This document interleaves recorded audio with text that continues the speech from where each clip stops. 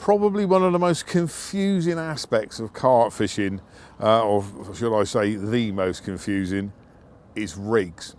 And it really shouldn't be.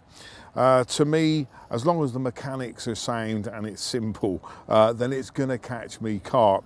I see so much written about them and it must be so confusing to everybody. Just keep it simple.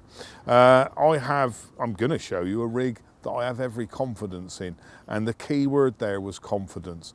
If I had any advice for anybody about rigs, is find something that you're happy with, learn how to adapt it for different situations, and simply fish with that rig, and then you'll get the best from it.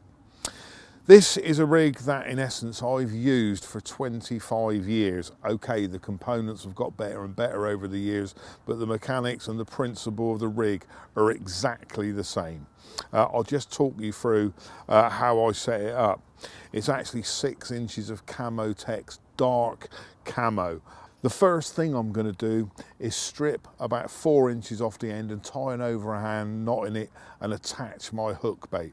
And that really must be the first thing you do, is attach the hook bait, because then you can set up the hair exactly where you want it. If you do it beforehand, then you can make mistakes and you've got to start all over again.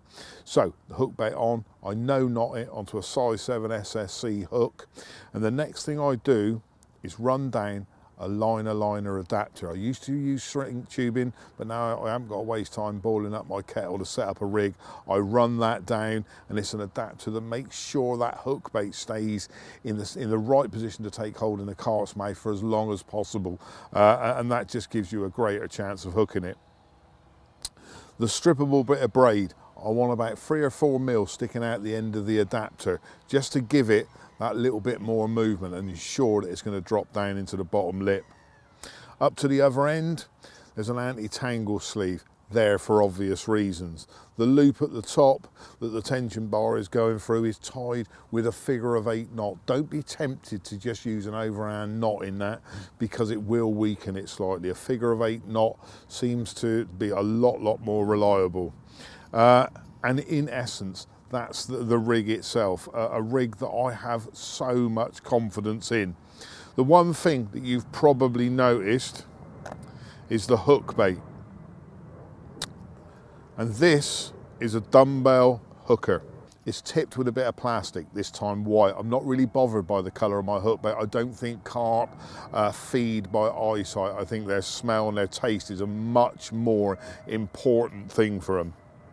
It's there solely to negate the weight of the hook. I'm not trying to balance the hook bait, just get rid of the weight of the hook and make that hook bait behave as naturally as the free offerings. And then to the dumbbell hooker itself. For the past 6 or 7 years, that is the only kind of hook bait I will use when I'm fishing bottom baits. And there are 3 very good reasons for that. First and foremost, it's a very durable hook bait. It's very hard. Easy to get your baiting needle through, but it's very durable. It will survive the attentions of small fish pecking away at it, and tufties and coots. And sometimes you need to leave a hook bait in position for quite a while before you're going to get that bite, and that makes it ideal in that situation. The other thing is it's overloaded slightly with flavours, so if you have left it there for a while, it's still kicking out those food signals to the carp that are feeding there. And thirdly, the shape of the hook bait. It is completely different. I've always believed that a round bait being ejected from a carp's mouth is very easy for the fish to do. This is slightly more awkward. And if it is awkward, it keeps the hook in the fish's mouth a lot longer, and the longer it's there, the more likely I am to hook it. As I've said before, I've used this setup for over 25 years now.